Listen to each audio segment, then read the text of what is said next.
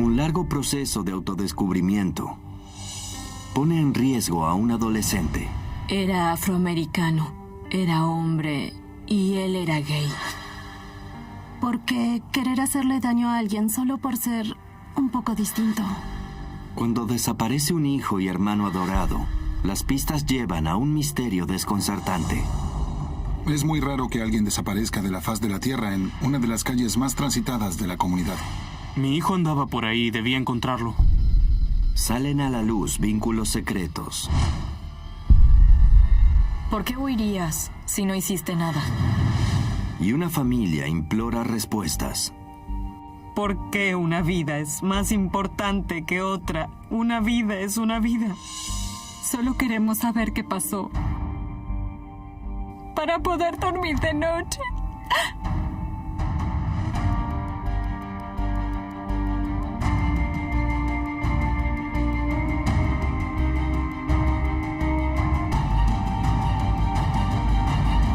Desaparecidos.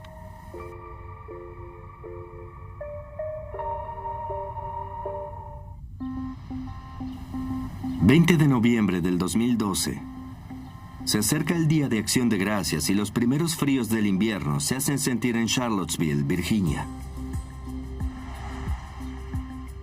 Sage Smith está en su casa preparándose para una cita. A Sage le gustaba vestirse para impactar. Estaba siempre a la moda. Y estaba orgulloso de la forma en la que se veía. A sus 19 años, Sage por fin vive la vida sin vergüenza y con orgullo como persona transgénero. En ese momento, yo no sabía que existía la palabra transgénero, solo sabía que había gays o bisexuales o lo que existía antes. Así que estaba aprendiendo y aún sigo aprendiendo. La transición es tan reciente que algunos parientes y amigos íntimos se refieren a Sage como ella. Otros usan él o su nombre de nacimiento, Deshad. No le importaba que lo llamaran Deshad. No creo que tuviera preferencia sobre lo que era. Él era Deshad. Él era mi hijo. Aunque Deshad ahora se hace llamar Sage y es gay, su identidad de género no es exclusivamente femenina o masculina. Siguiendo la costumbre de muchos de sus seres queridos, nos referiremos a Sage como él. Sage no era una persona con etiquetas, era quien era muy natural. A veces, pues, se ponía pelucas y vestidos y faldas, y a veces se vestía de traje como un tipo muy masculino. Sage decía, seré quien sienta que soy. En esencia, según cómo se sentía Sage, así era como se vestía. Crecer como gay transgénero en Charlottesville no fue un proceso fácil para Sage. En cierto modo sabíamos que Deshad era gay de pequeño. Solo esperábamos a que él mismo lo dijera. Siempre le dije a Deshad que si había algo que necesitaba contarme, yo siempre lo querría, más allá de todo. Yo era muy pequeña, nunca lo vi como gay. Para mí era normal porque toda la familia lo aceptaba y pues estaba bien aceptarlo. Pero la madre de Deshad y sus dos hermanas menores veían que los niños del vecindario no eran tan tolerantes. Los niños eran muy malos con él. Una vez, cuando Deshad quería jugar al fútbol con la idea de encajar, ellos le orinaron la camiseta. Recuerdo que le dolió mucho esa situación y que mi mamá estaba muy molesta. Yo no lograba entender por qué la gente hacía eso. Es decir, ¿por qué querer hacerle daño a alguien solo por ser un poco distinto, verdad? El amor y el apoyo de la familia de Sage marcaron la diferencia en su vida. Sobre todo, su estrecha relación con su abuela paterna, a la que llaman Cookie, porque es dulce y tierna como una galleta. Sage era muy especial para mí. Teníamos un vínculo muy especial. Y nada podía romper ese vínculo. Cookie fue la primera de la familia en saber que Sage era gay. Un día Sage vino y me dijo, abuela, soy gay. Y yo lo miré y le dije, no me estás diciendo nada que ya no sepa. Contárselo a otros familiares no fue tan fácil. Dean, el padre de Sage, se separó de su madre Latasha poco después de que él naciera, pero vivía cerca y los dos se veían con frecuencia. Dean es muy masculino. A él no le gustaba para nada que su hijo mayor fuera gay. Fue algo devastador para mí. La verdad, uno le teme a lo que no entiende, y yo no entendía nada de eso. Así que le dije que se alejara de mí, que no me llamara. Le dije muchas cosas hirientes. Sí. Según la familia, esas palabras dolorosas afectaron mucho a Sage y a Dean. Como padre duro que era, le tomó semanas a Dean hacerse a la idea de que su hijo no solo era gay, sino que se había transformado en una mujer llamada Sage. Mi hijo menor me hizo ver la realidad. Un día me dijo, siempre nos dijiste que lo principal es que seamos felices con nosotros mismos. Así que, ¿por qué le haces esto a mi hermano? El contundente recordatorio de que Deshad se siente más cómodo como Sage hizo que Dean cambiara de opinión y se encontrara con Sage al otro día para reconciliarse. Y le dije, antes que nada, quiero disculparme contigo, porque te dije cosas hirientes, y él empezó a contarme sobre su vida. ¿Entienden lo que digo? Y yo pasé a entenderlo un poco más. Después de haber tenido esa charla, empezamos a recuperar nuestro vínculo. Más allá de la familia, Sage tiene amigos íntimos que lo ayudaron a que la transición de Deshad a Sage fuera menos solitaria. Sage y Shakira Washington son amigos desde la escuela y se apoyaron mutuamente en sus transformaciones. Como fuimos creciendo juntos, compartimos muchas vivencias, fuimos juntos al baile de graduación, así que nuestra relación lo era todo. Después de terminar la escuela secundaria, Sage se mudó solo en marzo del 2012. Al cumplir 19 años, pronto invitó a Shakira y a otra mujer transgénero, Aubrey Carson, a compartir un apartamento con él. Éramos jóvenes y estábamos aprendiendo a ser adultos, así que nos apoyábamos entre nosotras. Según sus amigas y su familia, el carisma de Sage era contagioso. Estaba lleno de energía, era una persona extrovertida y alegre, sociable. Yo lo envidiaba porque podía hablar con quien fuera. Deshad tenía una especie de magnetismo, atraía a los demás hacia él. Le encantaba llamar la atención. ¿Y sabía bailar? La verdad, no podías decir que Sage no bailaba bien. Desde que era adolescente, Sage perfeccionó sus pasos haciendo videos para YouTube con sus amigos. Ahora, le dedica gran parte de su tiempo a una nueva pasión. Sage estaba estudiando cosmetología. Sage practica con sus amigas en su casa con la esperanza de llegar a ser peluquero profesional algún día. Faltando poco para el Día de Acción de Gracias, Sage espera ansioso festejar en la casa de su madre. Iba a ser una sorpresa para mis hijas. Él estaba muy contento de venir a casa. Yo sabía en secreto que Sage vendría a casa y estaba muy entusiasmada. Por dentro, sentía que por fin tendría un muy buen día ese día.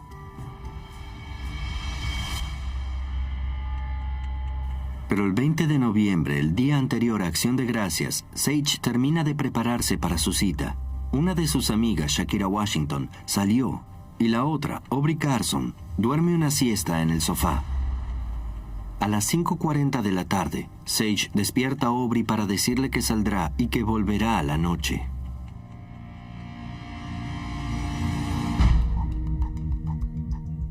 Al otro día, Aubrey se despierta y descubre que Sage nunca volvió de la cita. Cuando lo llama al celular, va directo al correo de voz, algo que, según los amigos y la familia, es raro. Sage tenía el celular pegado a la oreja. Siempre estaba con el celular. Y lo llevaba a todas partes. Aubrey llama a unos amigos y se entera de que la hermanastra de Sage, Kiera Morgan, lo vio la noche anterior en la calle principal. Yo iba a la parada de autobús y me encontré con Sage. Estaba hablando por teléfono y oí que alguien le preguntaba dónde estaba. Y él le respondió que llegaría en 5 minutos. Kiera no sabe con quién estaba hablando Sage o con quién tenía pensado verse. Según ella, se lo cruzó en la calle cerca de las 6:30 de la tarde. La hora a la que vieron a Sage Smith por última vez. Aubrey llama a Cookie, la abuela de Sage, que de inmediato se inquieta ante la misteriosa desaparición de su nieto. Yo empecé a ponerme muy ansiosa y a tener miedo de que algo no anduviera bien. Le dije a Aubrey que llamara a la policía y que les contara lo que sabía. Y eso fue lo que hizo. Los detectives de Charlottesville inician una investigación por desaparición de persona el Día de Acción de Gracias. Comienzan con los testimonios de los amigos y la familia de Sage. Desde un principio pensamos en un hecho delictivo porque él no se había comunicado con nadie y eso era algo sumamente raro en Sage. Mientras tanto, Dean, el padre de Sage, llama a su madre, Latasha, para avisarle que su hijo está desaparecido. Estaba nerviosa porque Deshad hubiera atendido el teléfono o enviado un mensaje. Siempre estaba en contacto con su familia. Al principio, Latasha les oculta la noticia de la desaparición de Sage a sus hermanas, Yana y Rasha. No quería contarles a mis hijas. Esperaba que pudiéramos dar con él antes de tener que hacer eso. Pero una publicación de Facebook les revela la verdad a las hermanas de Sage antes de que pueda hacerlo Latasha. Vi una publicación que decía vieron a Deshad y me sentí confundida y nada tenía sentido en ese momento. Recuerdo que sentía mucho calor en la cara y no entendía nada. Creía que eso solo pasaba en la televisión. ¿Cómo podía pasarnos a nosotros? Sage Smith, un adolescente transgénero de 19 años de Charlottesville, Virginia, lleva desaparecido casi 48 horas. Los investigadores saben que cuando desaparece una persona transgénero puede ser un hecho de violencia por odio. La idea de que hubiera sido algo relacionado con su condición sexual nos preocupaba, pero era uno de los muchos temores en ese momento. La comunidad transgénero era muy nueva para nosotros y el departamento no tenía mucha experiencia en investigar casos en los que alguien fuera un objetivo debido a su género.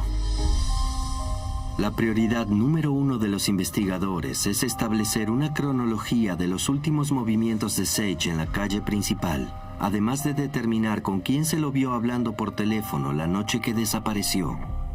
Para la policía, esa es la persona con la que Sage pensaba encontrarse esa noche. Solicitan los registros telefónicos de Sage, pero el trámite tomará unos días, y eso frustra a su familia, que está nerviosa. No me importaban los protocolos ni nada de eso. Al diablo con eso. No me importaba. Mi hijo andaba por ahí y debía encontrarlo. La familia de Sage investiga por su cuenta. Adivinando su contraseña, logran acceder a sus registros telefónicos. Mi hija entró a la cuenta de Sage y buscó las últimas personas con las que tuvo contacto. La última llamada a su teléfono es de un código de área estatal que no reconoce nadie de su familia. Llamé a ese número millones de veces y nada. Nada. Decía que la persona no podía recibir llamadas en ese momento. Mientras tanto, un equipo de agentes recorre los alrededores de la calle principal de Charlottesville, donde la hermanastra de Sage, Kiera, lo vio por última vez. Es muy transitada. Hay una estación de trenes, una de autobuses, muchos transeúntes. Es muy raro que alguien desaparezca de la faz de la Tierra en una de las calles más transitadas de la comunidad. También recorren las tiendas cercanas para ver si Sage quedó grabado en alguna cámara de seguridad. Por desgracia, en el 2012 solo había un par de locales en un radio de 10 calles que tuvieran cámaras. Ninguna de esas cámaras registró nada de utilidad para el caso. Mientras los investigadores registran la zona céntrica en busca de pistas, la familia aún trata de usar el número que encontraron en los registros telefónicos para saber con quién tenía planes y con quién hablaba en la calle principal. Dean, el padre de Sage, da un paso más. Dean tomó el número y lo publicó en Facebook. Quería averiguar de quién era ese número. En cuestión de horas, Dean recibe una respuesta. Un mensaje de un amigo transgénero de Sage llamado Yami Ortiz. Yami me escribió y me dijo: conozco a este tipo. La persona a la que le pertenecía ese número era un tipo llamado Eric McFadden. Según Yami, Eric McFadden sale con Sage desde hace poco, pero no se declaró gay. Ni siquiera su novia sabe que lo es. Ahí fue cuando dije, ok, esto ya es serio, porque ya pensaba, este tipo le hizo algo a mi hijo. Desesperado por respuestas, Dean consigue una foto suya por parte de Yami y la publica en Facebook. Puse: si alguien conoce a este tipo o sabe dónde vive, comuníquense conmigo. Fue el último el que vieron con mi hijo.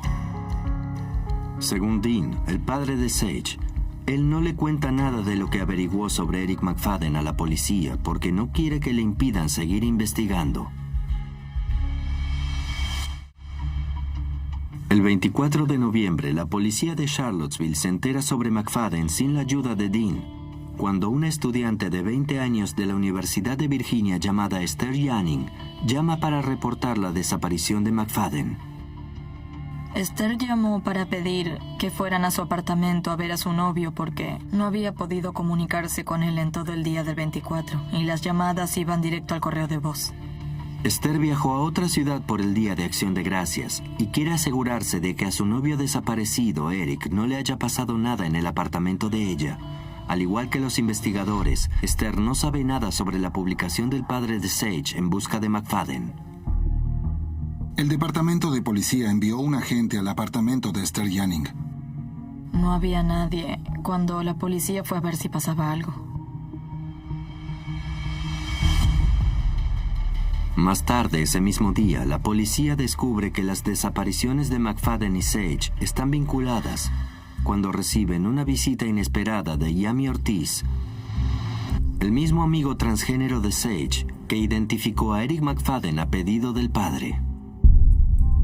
Yami le cuenta a la policía todo lo que sabe de Eric McFadden, su romance secreto con Sage y la publicación de Facebook de Dean Smith que lo vincula con la desaparición de Sage.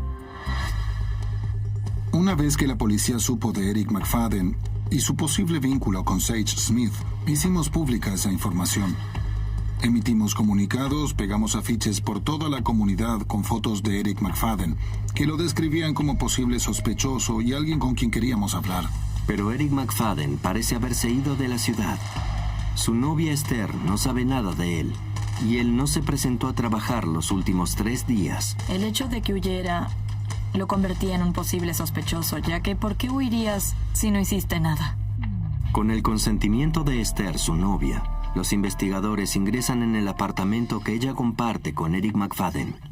La policía buscó huellas digitales, ADN, sangre, cualquier prueba de que Sage hubiera estado ahí durante esos días. También incautamos una computadora que pertenecía a McFadden. Los investigadores también hallan una pista que indica el reciente paradero de McFadden y pone en duda la hipótesis que tienen sobre él. Se encontró un recibo de una farmacia en el apartamento que era de una compra hecha el día 22. El 22 es 2 días después de que desapareció Sage. Y aunque la ausencia de McFadden podría no estar relacionada, para la policía él se habría ido de inmediato de la ciudad de haber estado implicado en la desaparición de Sage. Eric no se fue de Charlottesville hasta que publicaron su nombre y su número en Facebook.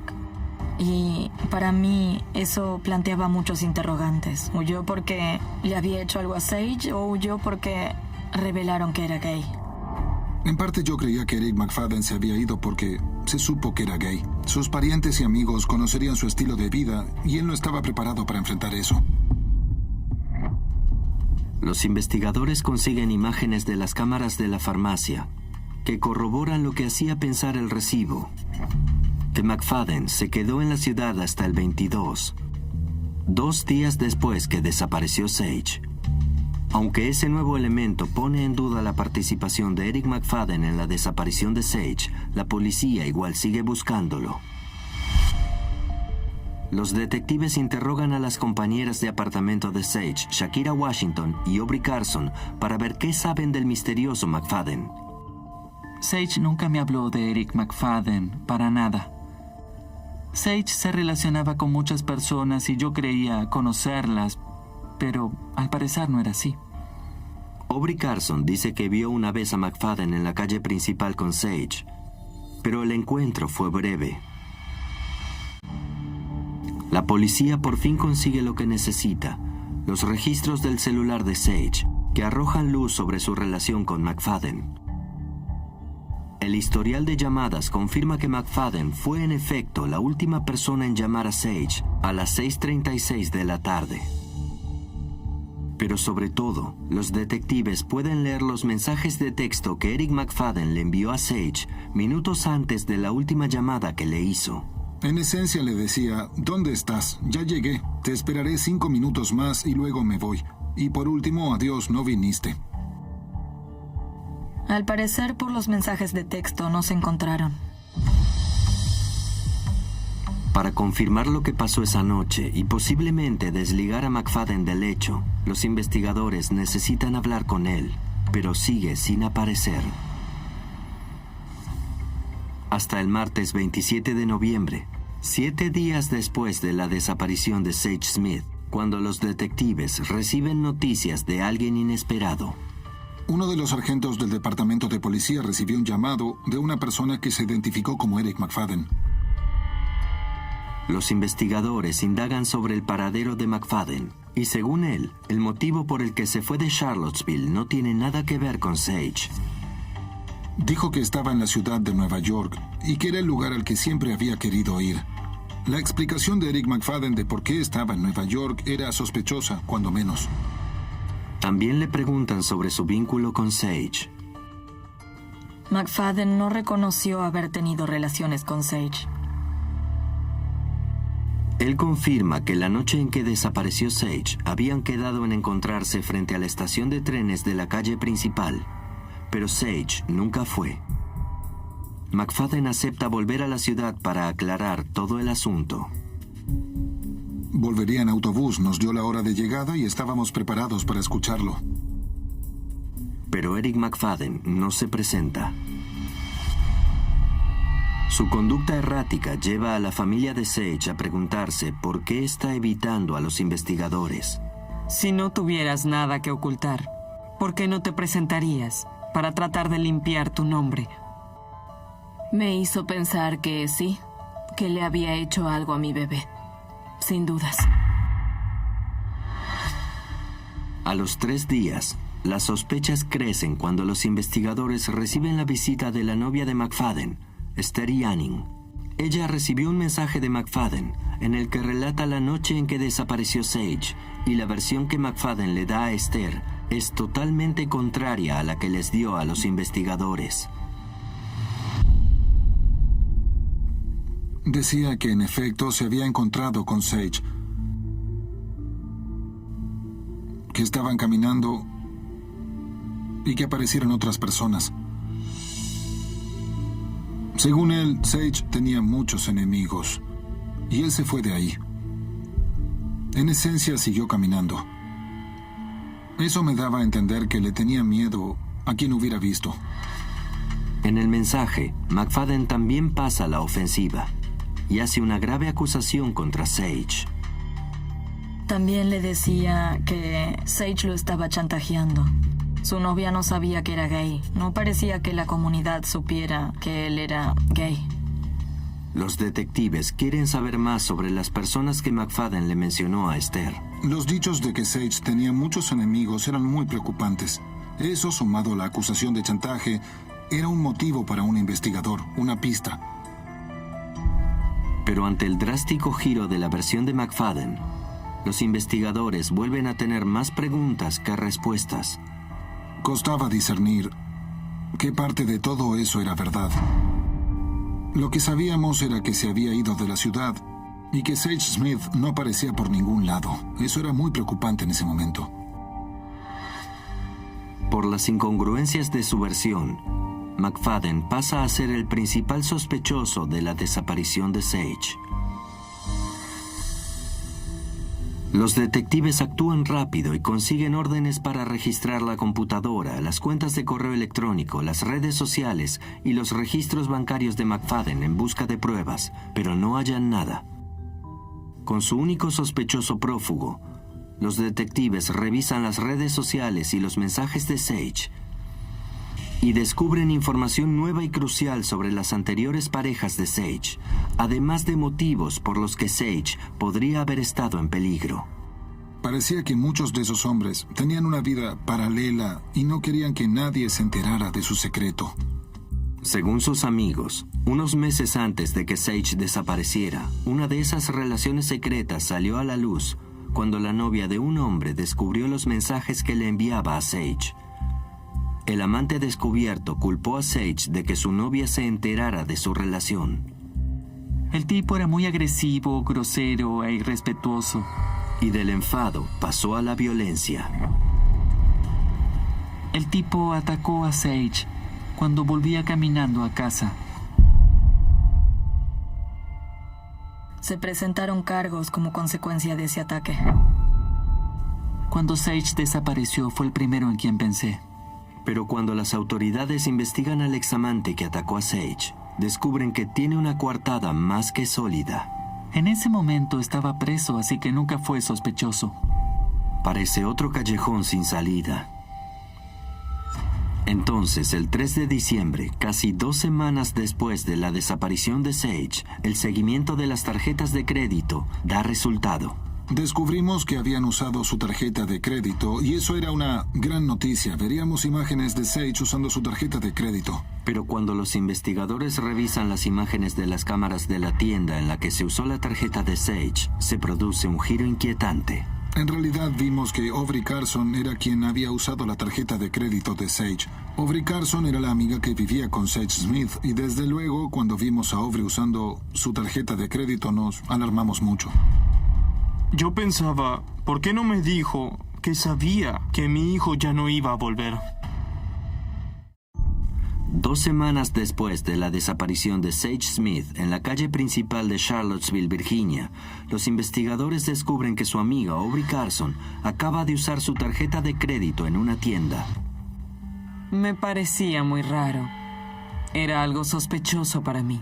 La policía le pregunta a Aubrey Carson por qué usó la tarjeta de Sage y ella dice que tomó la tarjeta del apartamento para comprar comida. Según explicó Aubrey, tenían esa costumbre. Ellos compartían la tarjeta, se usaba para la casa. Eran tan unidos que usaban las cosas del otro. Aunque la conducta es sospechosa y la policía no puede corroborar la coartada de Aubrey de que estaba durmiendo en su casa cuando Sage desapareció, no hay pruebas que la vinculen con la desaparición de Sage. Pasan 2 meses sin ninguna otra novedad. Entonces, en febrero del 2013, un nuevo testigo ocular se presenta con una nueva versión de la última noche en que vieron a Sage en el centro de Charlottesville. La policía recibió un dato de una tal Mónica Williams que decía conocer a Sage desde hacía varios años. Mónica Williams dice que vio a Sage y habló con él esa noche en un restaurante de la calle principal. Mónica Williams contó que lo había visto cerca de las 7 de la tarde en un restaurante solo y que él le dijo que estaba esperando a alguien. Según Mónica, Sage nunca mencionó con quién se encontraría, Unos minutos después, lo dejó en el bar, solo. Con este nuevo testimonio de un testigo presencial, los investigadores analizan la cronología de la noche en que desapareció Sage. A las 6:27 de la tarde, Eric McFadden escribe diciendo: «Me voy, no viniste». Luego, a las 6:36 de la tarde, Kiera Morgan vio y saludó a Sage en la calle principal mientras él hablaba por teléfono con Eric McFadden. Y no es sino después de media hora, a las 7 de la tarde, que según Monica Williams lo vio en el restaurante. Era interesante porque está en el mismo edificio que la estación de trenes, que era donde McFadden y Sage tenían que encontrarse. La policía piensa que Sage tuvo tiempo de encontrarse con Eric McFadden en la media hora entre que vio a Kiera Morgan y a Monica Williams. Es posible que Sage se hubiera encontrado con Eric, se hubiera despedido y hubiera ido al restaurante a verse con otras personas. Los investigadores se dan cuenta de que el testimonio de Mónica podría desligar a Eric McFadden. Buscan otros testigos de esa noche en el restaurante para corroborar su relato. La policía habló con los encargados. Ellos recordaban haber visto unas personas transgénero en el restaurante, pero no podían afirmar que Sage fuera una de ellas. La policía pregunta por las cámaras de seguridad, pero el restaurante no tiene ninguna. Para ellos, hasta tanto localicen a Eric McFadden, la verdad de lo que pasó esa noche seguirá siendo un misterio. Las semanas se hacen meses, y la familia de Sage sufre por la total falta de respuesta sobre su desaparición. ¿Está vivo? ¿Está muerto? ¿Está herido? ¿Me necesita? Lo único que siento es que me está llamando a gritos, que necesita mi ayuda. Es el hecho de no saber lo que sucede, porque no sabes lo que le pasó a tu bebé. En septiembre del 2014, a casi 10 meses de iniciada la investigación por la desaparición de Sage Smith, otra adolescente de Virginia desaparece en Charlottesville. Desapareció Hannah Graham, una estudiante de la Universidad de Virginia. La campaña de búsqueda de Hannah Graham fue enorme, la mayor que haya visto en el estado de Virginia. La gente se presentó en el departamento de policía a horas de que reportaran su desaparición para colaborar con la búsqueda. Miles de personas. Teníamos recursos sin precedentes. La búsqueda de Hannah Graham pasa a ser la más costosa e intensiva de la historia del estado de Virginia. Y en 36 días, hallan su cuerpo. No quiero restarle importancia a esa situación porque, créanme, compadezco a su madre. Pero cuando vi la noticia en la televisión, no pude evitar decir, vaya. No sentía que hubiera habido tanto apoyo de la comunidad, en mi caso. En cierto modo me parecía que tenía que ver con quién era Deshad. Deshad era afroamericano, era hombre, y él era gay. ¿Por qué una vida es más importante que otra? Una vida es una vida. ¿Por qué aparecieron miles de reporteros por Hannah Graham y solo algunos por el caso de Sage? Es un problema de nuestra sociedad. Mucha gente debe hacerse esa pregunta. ¿Por qué los casos no se trataron igual?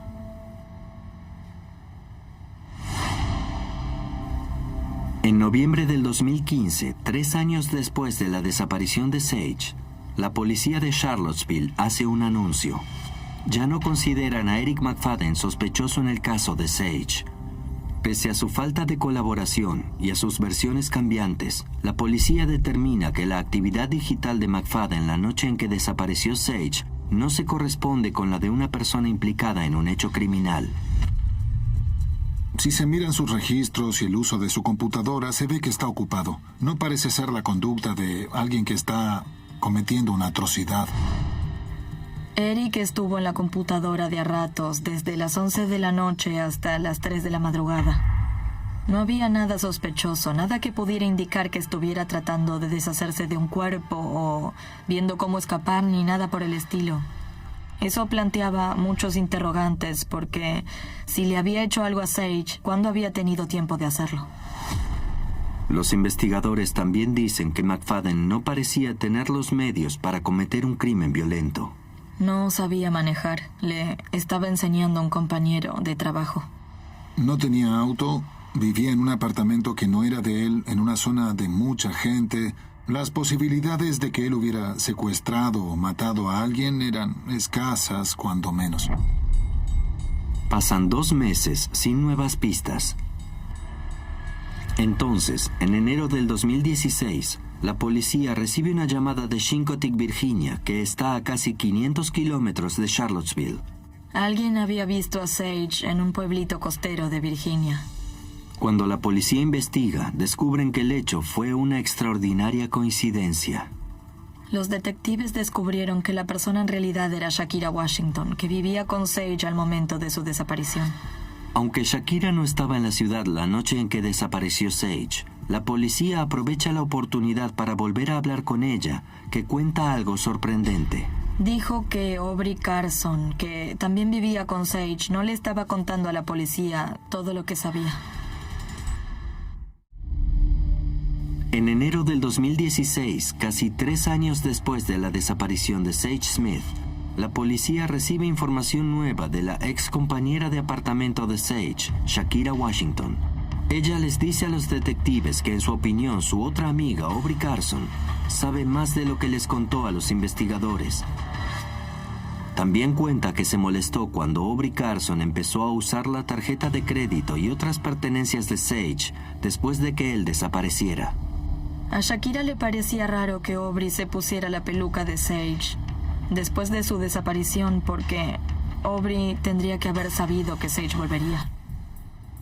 Pasa el tiempo sin que surjan pistas y en marzo del 2017, la policía de Charlottesville decide reclasificar el caso de Sage Smith de desaparición de persona a homicidio.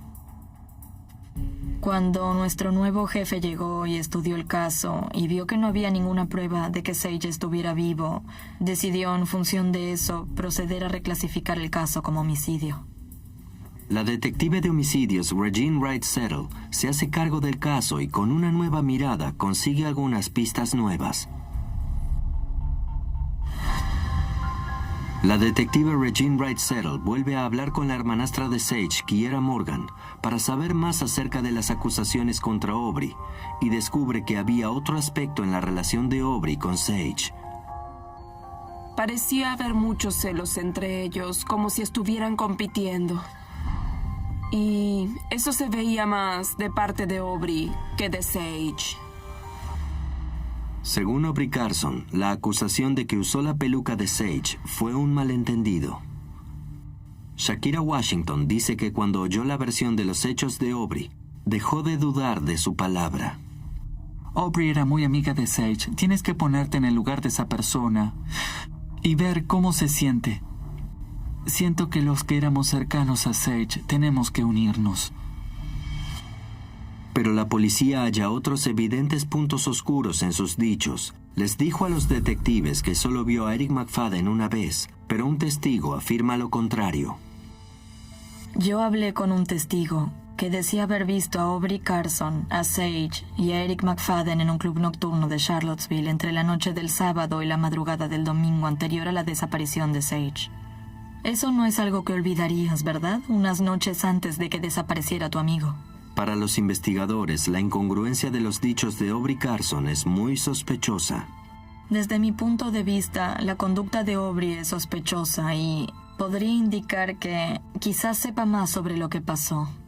Pero no lo sabremos hasta que Aubrey venga y nos cuente todo lo que sabe. Aubrey sostiene que no les ocultó ninguna información a los investigadores y que no tiene idea de qué le pasó a Sage. Según la policía, no hay pruebas que la vinculen con la desaparición de Sage. En marzo del 2017, la policía de Charlottesville anuncia que vuelve a estar interesada en Eric McFadden por la desaparición de Sage. Pero ahora creen que podría haber sido testigo. La mayor esperanza de los investigadores es hablar con McFadden, pero tras casi 5 años aún no apareció. La detective Wright Searle está decidida a encontrar respuestas para la desconsolada familia de Sage. Yo veo padres que están destrozados y quieren saber qué le pasó a su hijo. Y yo tengo un hijo, y si le pasara algo querría saberlo. La llegada del 5º aniversario es un duro golpe para la familia. Mi hijo desapareció hace 5 años. Y lo único en lo que pienso es que quiero que me abrace con sus brazos flacuchos. Es lo único en lo que pienso. Pasó mucho tiempo desde la última vez que lo vi. Terminé la escuela y fui al baile de graduación pensando, ojalá Sage estuviera acá para verme vestida así. En ninguno de los momentos importantes de mi vida pude tener a mi hermano conmigo. 5 años es mucho tiempo para no saber nada. Nada de nada. Nadie lo vio, ni tuvo noticias de él. Y no puedo creer que alguien pueda esfumarse de la faz de la tierra. Es que no puedo. No logro entender cómo es que nadie sabe nada. Alguien tiene que saber. Y le ruego que, por favor, nos ayude. Pienso en mi hermano todos los días. Cada vez que tomo una decisión, pienso en él. Antes de acostarme, pienso en él. Solo queremos saber qué pasó. Solo queremos saberlo. Para poder dormir de noche.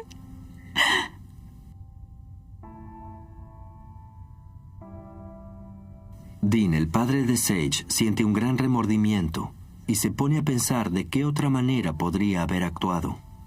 Si sus hijos les cuentan que están viviendo un estilo de vida diferente, no los juzguen apresuradamente.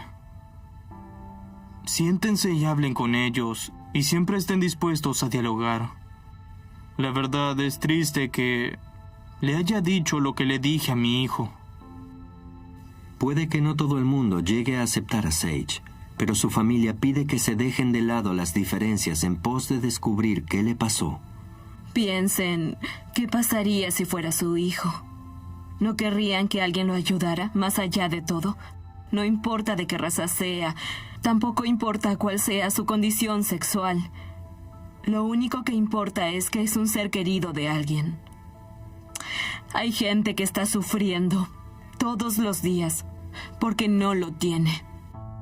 La familia de Sage también espera que los casos relacionados con jóvenes transgénero reciban otro tratamiento en el futuro. Quiero que vea el mundo actual y todo lo que está cambiando y cuánto más tolerante es. Ante cada nuevo logro de las comunidades gay y afroamericana, me digo, ojalá Sage estuviera acá para ver esto.